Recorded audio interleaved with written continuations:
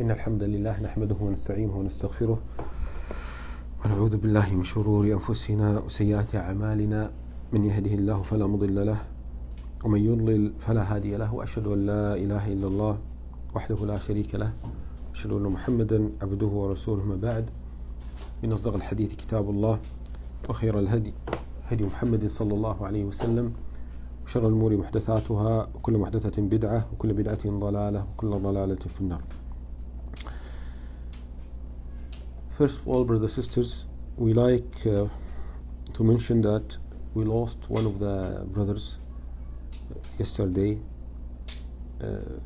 He was attending the halqa in the lajna, the Tuesday halqa. Subhanallah, everything happened quickly, and this is life. He passed away, rahimahullah, maybe within 3 hours. People send messages to me and to his brother. How did he die? What was the problem? Does he have a chronic disease? Something like that. This is death. This is death. Death comes suddenly, brothers and sisters. His age, I'm not sure about his age, but he's about 40 years old or something like that. He was healthy, he was sick, he was okay. But this is his age. This was written before his birth. This was written before the creation of Adam alayhi salatu wassalam. Brothers and sisters, everything is written. تبارك الذي بيده الملك وهو على كل شيء قدير الذي خلق الموت والحياة ليبلوكم. Allah subhanahu wa ta'ala has created life and death. So we ask Allah subhanahu wa ta'ala to forgive him. We ask Allah subhanahu wa ta'ala to have mercy on our brother Zubair, rahimahullah ta'ala, and inshallah we'll inform you if they tell us the time of the janazah, the time of to bury him, because it takes time with the embassy, in the Indian embassy. There are some paperwork.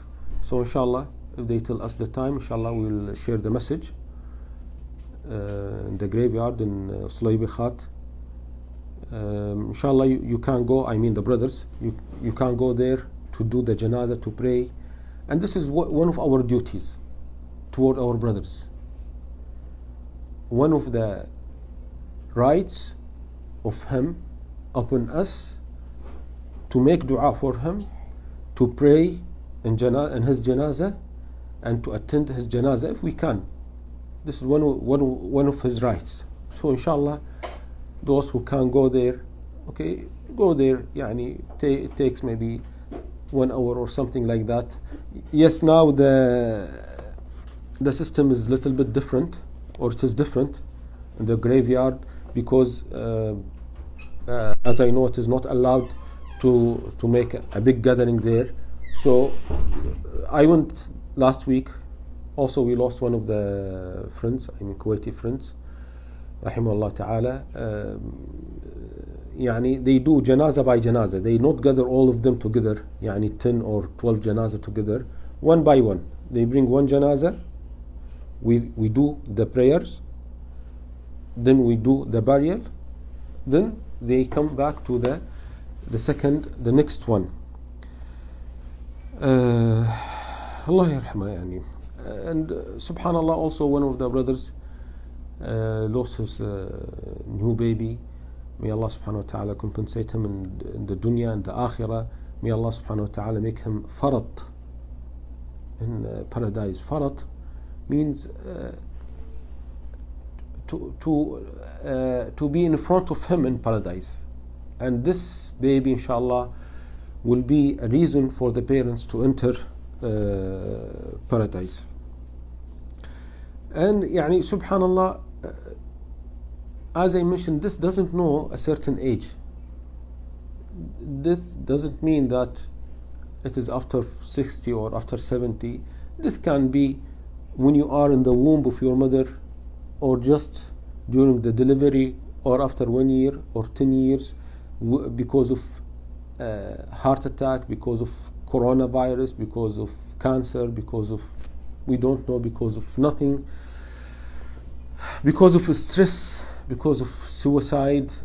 Allahu A'lam what will be the reason. And that's why, brothers, sisters, if you have any disagreement with your husband, with your wife, with your brother, with your sister, with your friend, with your parents, with your children, try to ignore these problems. Why? Because at the end we will die, or he will die. Then we need someone to make dua for us. So we should prepare for this moment. We should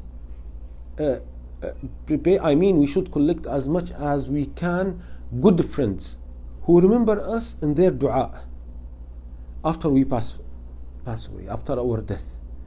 Because the Prophet ﷺ said, حديث صحيح مسلم, إذا مات الإنسان انقطع عمله إلا من ثلاث, صدقة جارية أو علم ينتفع به أو ولد صالح يدعو له. When the man dies, his deeds stop. It means he will not get any more reward except from three sources. Everything will be stopped except these three things. علم ينتفع به, a useful knowledge. Useful knowledge. You are a Quran teacher, you are a fiqh teacher, tafsir teacher, you are teaching people, or maybe you are teaching your children how to recite al-Fatiha. You are teaching your children how to eat. When you eat, you use the right hand, you say Bismillah. When you finish, you say Alhamdulillah. You teach your children the Sunnah. So if your children later apply this Sunnah, you will get the reward also. They will get the reward, and also will get the reward even after your death. If you teach your son or your daughter how to say Assalamu alaikum, wa alaikum assalam, Bismillah, Alhamdulillah, Alhamdulillahi Rabbil Alameen, Ar-Rahman Ar-Rahim, and they keep saying these things after your death, you will get the reward. علم ينتفع به.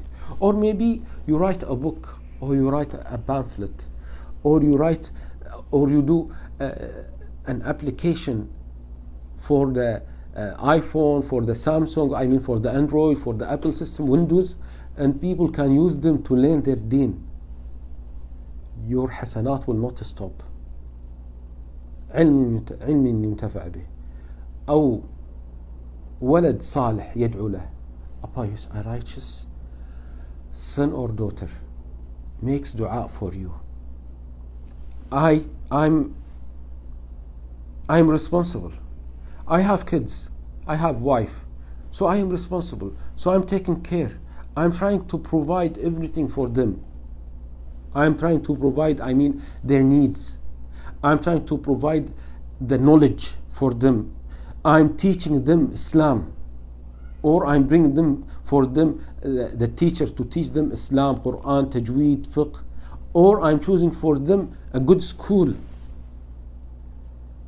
Okay, so I am preparing for the righteous son or daughter. So later, when they do anything, inshallah, you will get the reward. علم ينتفع به, ولد صالح يدعو له, صدقة جارية, or a charity, a running charity. Maybe you, for example, you buy a camera, a microphone, a laptop, and you give these things to a person, and you tell him use these things for da'wah, So they film lectures and they do videos to teach the new Muslims, the Muslims, Islam. And even after your death, the videos are there. So you will get also the reward from Allah subhanahu wa ta'ala. Or maybe you build a hospital and you say, this hospital for the poor people, this hospital for orphans, for widows, for divorcees. So Allah subhanahu wa ta'ala will give you the reward. People will make dua for you. So we need to prepare for our akhirah, brothers and sisters. Now everyone is thinking how to restart the life again. Maybe some of us lost their jobs. Some of us lost their business. So now we are planning how to come back again to the normal life. So what is more important, brothers and sisters, how to prepare for the akhirah.